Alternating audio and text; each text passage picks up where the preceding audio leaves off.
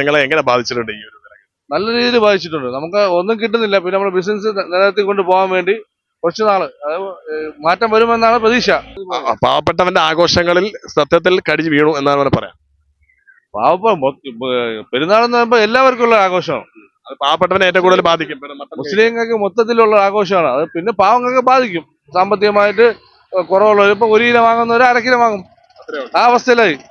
അപ്പൊ ഇന്നത്തേക്ക് അങ്ങനെ കഴിച്ചു പോകാന്ന് ചോദിക്കും. ഇല്ലെങ്കിൽ കോഴി വാങ്ങാം. കോഴി 200 രൂപയായി.